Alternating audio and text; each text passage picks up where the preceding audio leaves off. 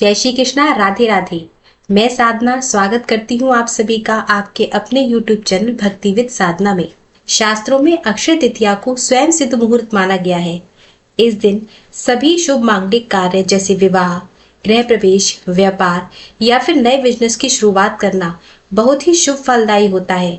सही अर्थ में अक्षय तृतीया अपने नाम के अनुरूप ही शुभ फल प्रदान करने वाली तिथि है। अक्षय तृतीया पर सूर्य और चंद्रमा अपनी उच्च राशि में रहते हैं। आइए अब आपको 25 बातों से अक्षय तृतीया का महत्व समझाते हैं।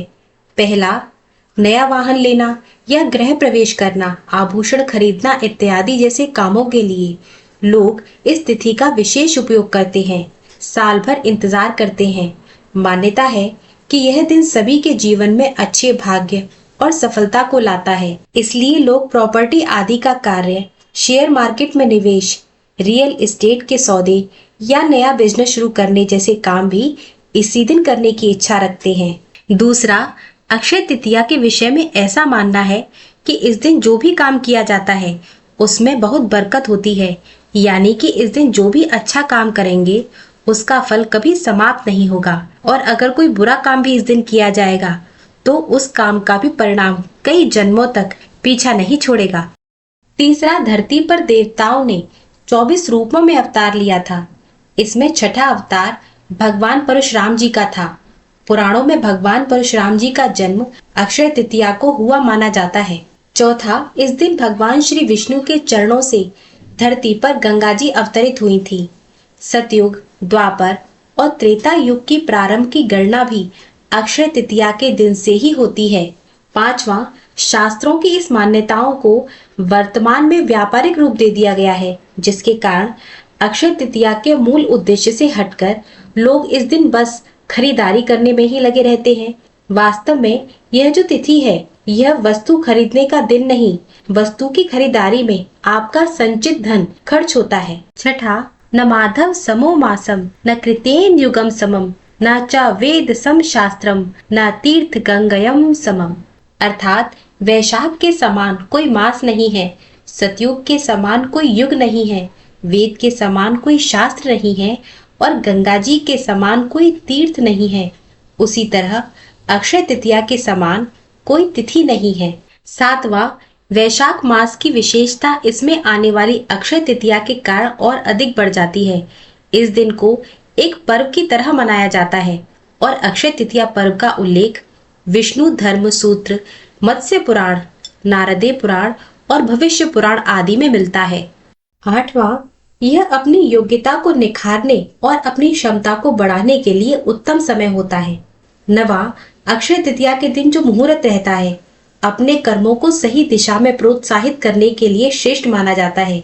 अगर सही अर्थों में देखा जाए तो अक्षय तृतीया का मुख्य कारण है कि इस दिन को दान इत्यादि के लिए सबसे शुभ माना जाता है।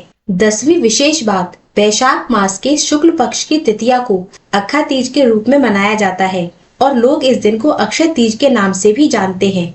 11वीं विशेष बात, पुराणों के अनुसार इस दिन सूर्योदय से पहले उठकर स्नान, दान, जप, स्वाध्याय आदि का करना बहुत ही शुभ रहता है। इस तिथि में किए गए शुभ कर्म का फल कभी नष्ट नहीं होता और इस तिथि को सतयुग के आरंभ की तिथि भी माना जाता है, इसलिए इस तिथि को कृतयुगादि तिथि भी कहते हैं। 12वां, अक्षय तृतीया के दिन यदि रविवार हो तो वह सर्वाधिक शुभ और पुण्यदायी होने के साथ साथ अक्षय प्रभाव रखने वाली तिथि भी हो जाती है। 13वां, मत्स्य पुराण के अनुसार अक्षय तृतीया के दिन अक्षय पुष्प दीप आदि द्वारा भगवान श्री विष्णु की पूजा करने से विष्णु भगवान की विशेष कृपा प्राप्त होती है और संतान भी अक्षय बनी रहती है।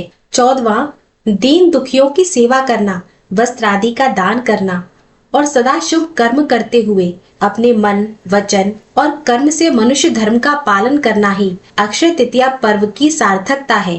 15वां, कलयुग के नकारात्मक प्रभाव से बचने के लिए इस दिन भगवान श्री हरि की पूजा आराधना करके कुछ दान अवश्य करना चाहिए। ऐसा करने से निश्चय ही अगले जन्म में सुख, समृद्धि, ऐश्वर्य की प्राप्ति होती है। 16वां, इस पवित्र दिन में पवित्र नदियों में स्नान करके अपने सामर्थ्य के अनुसार जल, अनाज, गन्ना, दही, सत्तू मौसमी फल, सुराही, हाथ के बने पंखे, वस्त्र आदि का दान करना विशेष शुभ फल प्रदान करने वाला माना जाता है। 17वां, भविष्य पुराण के एक प्रसंग के अनुसार शाकल नगर रहने वाले एक वणिक नामक धर्मात्मा अक्षय तृतीया के दिन पूर्ण श्रद्धा भाव से स्नान, ध्यान व दान कर्म किया करता था, जबकि उसकी पत्नी उसको मना करती थी। मृत्यु के बाद किए गए दान पुण्य के प्रभाव से वणिक द्वारका नगरी में सर्व सुख संपन्न राजा के रूप में अवतरित हुआ। 18वां, दान को वैज्ञानिक तर्कों में ऊर्जा के रूपांतरण जोड़कर देखा जा सकता है। दुर्भाग्य को सौभाग्य में यदि बदलना हो तो अक्षय तृतीया का दिन सबसे सर्वोत्तम है। इस दिन आप अपने सामर्थ्य के अनुसार दान अवश्य करें। ऐसा करने से आपके परिवार में, आपके जीवन में जो भी दुख है या आप यदि इस समय दुर्भाग्य का सामना कर रहे हैं तो वह भी सौभाग्य में बदल सकता है। 19वां, अगर अक्षय तृतीया रोहिणी नक्षत्र को पड़ती है तो इस दिन का महत्व हजारों गुना बढ़ जाता है।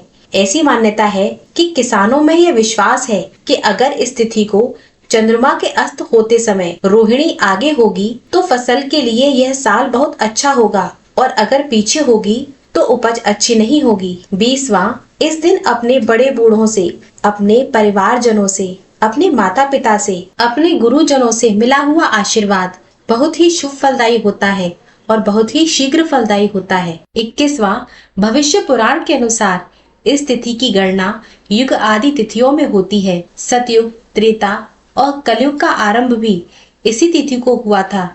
इसी तिथि को द्वापर युग समाप्त हुआ था। 22वां, रेणुका जी के पुत्र परशुराम जी और ब्रह्मा जी के पुत्र अक्षय कुमार जी का प्राकट्य भी इसी दिन हुआ था। इस दिन भगवान की पूजा सफेद रंग के फूलों से करना अत्यंत शुभकारी होता है। 23वां, धन और भौतिक वस्तुओं की प्राप्ति और भौतिक उन्नति के लिए इस दिन का विशेष महत्व है। धन प्राप्ति के मंत्र, अनुष्ठान और उपासना इस दिन यदि की जाए तो बहुत ही प्रभावी होती है।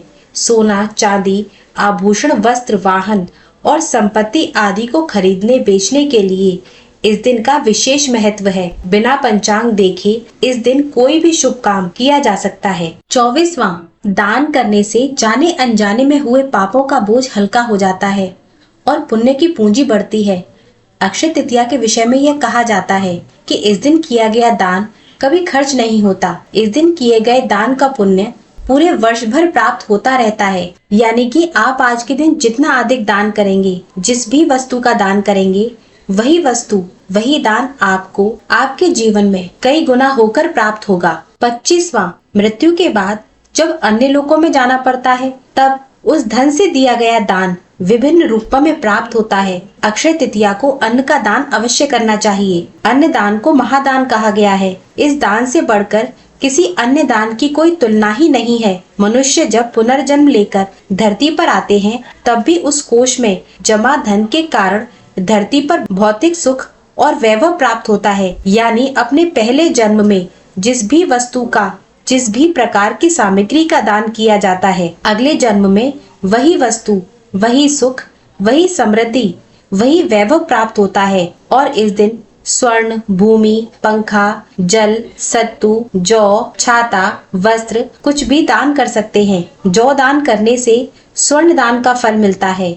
जिनकी सामर्थ्य स्वर्ण दान अर्थात सोना दान करने की ना हो, वो इस दिन जौ का दान भी कर सकते हैं। इसके अलावा आप इस बात का भी ध्यान रखें कि फटे पुराने या बेकार वस्तु आज के दिन भूलकर भी दान नहीं करनी चाहिए। सबसे अंतिम और विशेष बात जो कि इस दिन के महत्व को और भी अधिक शुभ बना देती है, वह यह है कि इसी दिन 4 धामों में से एक श्री बद्री नारायण धाम के कपाट भी आज के दिन ही खुलते हैं और अक्षय तृतीया को ही वृंदावन में श्री बांके बिहारी जी के चरणों के दर्शन केवल एक बार ही होते हैं।